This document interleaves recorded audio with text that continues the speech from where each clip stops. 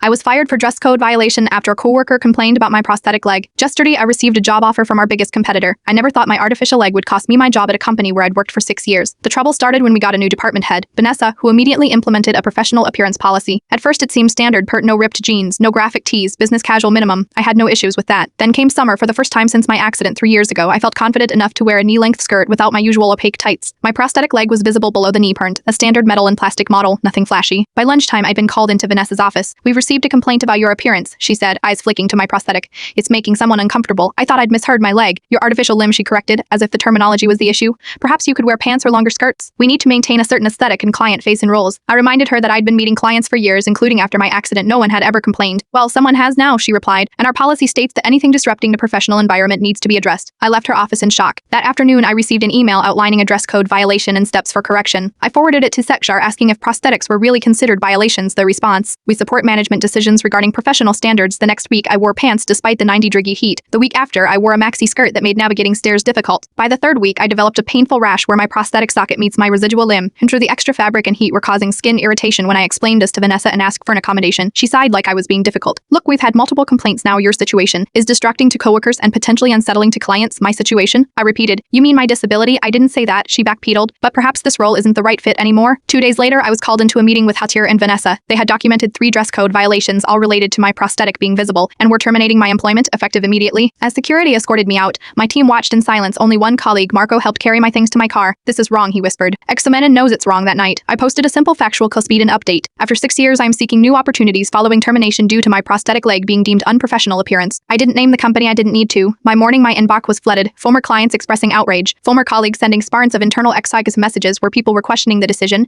And most surprisingly, printout interview requests from competitors. One message stood out from Elaine Bourne, CEO of our biggest industry rival. "I lost my right arm in a car accident when I was 19. My company values people for their abilities, not their appearances. We have an opening on our client strategy team that would benefit from your expertise." Yesterday, after 3 rounds of interviews where my prosthetic was visible the entire time and not once mentioned, I received an offer with a 30% salary increase. This morning, I filed an Ativa complaint against my former employer. 10 minutes ago, Marco texted me, "Vanessa just called an emergency meeting. Paternally, half your clients are threatening to follow you." I haven't responded yet. I am too busy shopping for new skirts for my new job parent, all of them knee length.